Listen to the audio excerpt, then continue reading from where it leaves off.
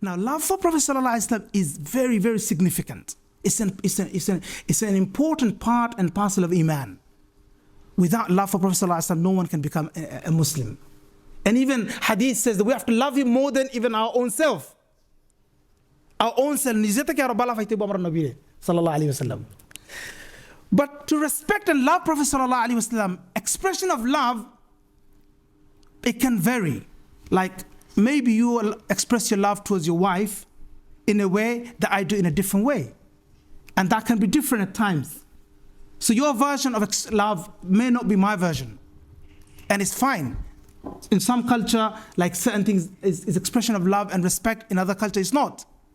It's not fully, unless there is a message and instruction from Islam, Qur'an and Sunnah, Prophet sallallahu alaihi wasallam. So, Hubb al-Nabi is very, very important. We have to love Prophet sallallahu alaihi wasallam. But there are people and brothers and sisters across the world, they use that, for example, if you didn't respect Prophet sallallahu alaihi wasallam the way I did, then you don't love Prophet.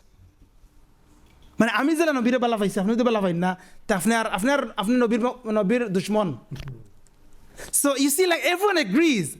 Wallahi, I've spoken to scholars of and people of all lines. Deobandis, Tablighi brothers, Fultali brothers, Salafi, Ahlul Hadith brothers. They all agree that we have to love Prophet sallallahu alaihi wasallam.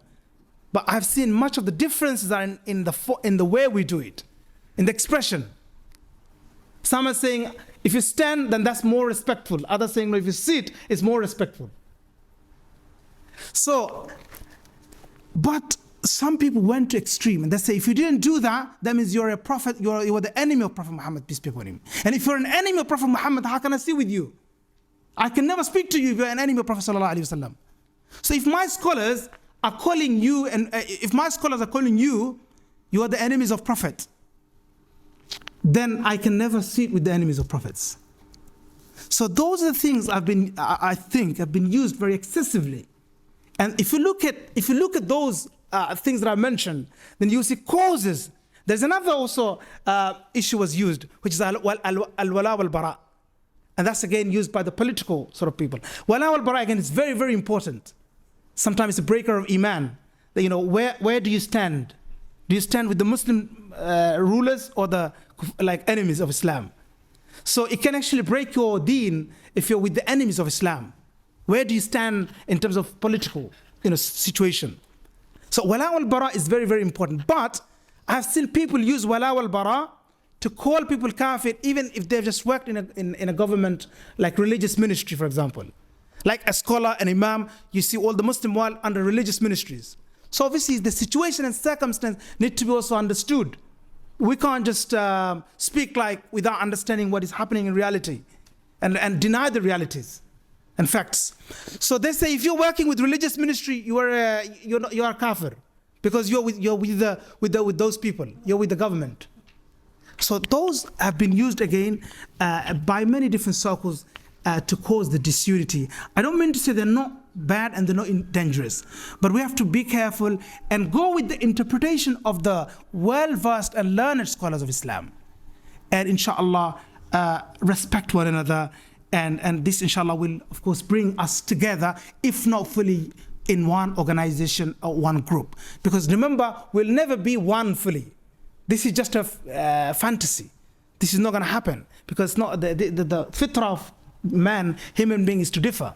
In one house, you see family members, brothers and sisters, they differ. The children differ with the parents. From one, parents, but you see the amount of difference. Like two different, siblings are from different planets sometimes, because they're like all different, very different people. So this is very important. There's also one more last thing I want to mention before I close, inshallah, that we're not also, the groupism is also another problem. We can be under organization to do da'wah, but groupism is something also stopped us and made us blind. So for example, if I fall under a specific group, like I will be trained and I will be taught and educated in such a way that I will learn to always say bad things about other people. And we don't see anything apart from that. We don't see beyond that. And I believe as people of knowledge, students of knowledge, we should open up and listen to different scholars, especially the scholars who are within the Sunni world, and listen to the interpretation. And it's fine because, sometimes the doors of truth may open. And this is the reason why the big Islamic Jama'ah, big Islamic universities, they teach different opinions. Like there's something called fiqh al-muqaran, comparative fiqh. Why do they teach comparative fiqh? So that you understand, even in Jamiat al-Azhar, in Al-Azhar University, they even teach sometimes they bring the opinion of Ja'fari school, which is of course like followed by the Shia, but Imam Ja'far al-Sadiq was also respected in Sunni world. So sometimes they bring it, why? Not so that you become, you follow them, but so you understand the point of view, where they're coming from. And this is important when it comes to knowledge, because then the knowledge, the horizon of your understanding broadens, and that's what we need. So we come out of the groupism. We can still be with organization for, of course, dawah, for work, for different things. We can be with them under a management, it's okay. But we should remain open to accept if any good comes from anywhere. And this is the reason why da'ma safa, khudh ma safa wa da'il qadar. There's a famous Arabic proverb that says, take what is good and leave what is bad. That should be the principle of course, a Muslim. That if any good we see, even from non-Muslims, don't we learn from non-Muslims? We learn from our non-Muslim teachers so many things, good things. We learn so many good things from different people of different culture. So why not if it's coming from a good scholar? If there is something good we can take, we can learn. I've seen, believe me, through my journey of traveling and seeking knowledge, I have not found one scholar, he had every good things. Like he had some good things, but I've seen he's missing certain things, even when it comes to knowledge or even in akhlaq and adab. And then you go to another scholar, he has other good things. And same thing you'll find within also the maslaks, the schools, like the circles. Certain things you'll find, mashallah, very good in this circle. And then there's another good thing you'll find in the other circle.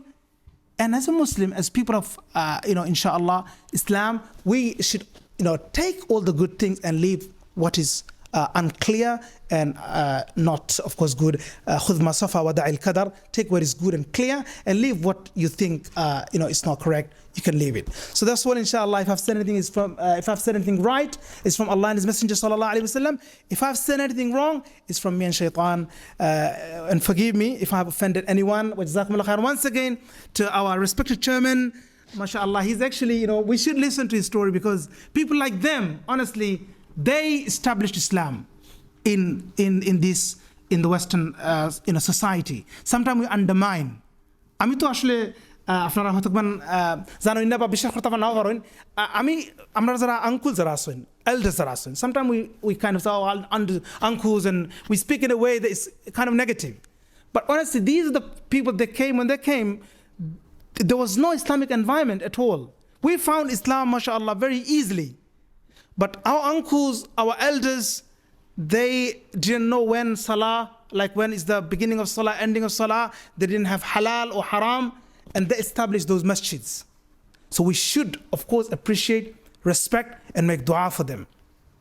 They were not the best, they were not the perfect people, of course, because they were not the most knowledgeable people, not all of them. They were not like all scholars. But I see even Arab brothers, sometimes I meet a lot of Arab people, they say one thing about Bengali community. Wherever they go, they make masjid first. I've seen people saying that, honestly. And that's a good thing. Even though they may open up restaurants, like which may not be sometimes halal, but still they have the mosque as well on the side. So masjid is very, very important. Our elders, they've done this work, great work, building these masjids across the UK, and this wasn't easy for them. For us, it's much more easier, because mashallah, people they're born and brought up here, they're educated, and it's sometimes easier, but it wasn't easy for them. So may Allah reward them. And jazakumullah khair once again to brothers in Sama Academy, Sheikh Badr, mashallah, sorry, I haven't said your name, and also Sheikh Mahmoud, and Sheikh Maulana Imtiaz and Maulana Yaqub, and all of you brothers. Jazakumullah khair. Wassalamu alaikum wa rahmatullahi wa barakatuh.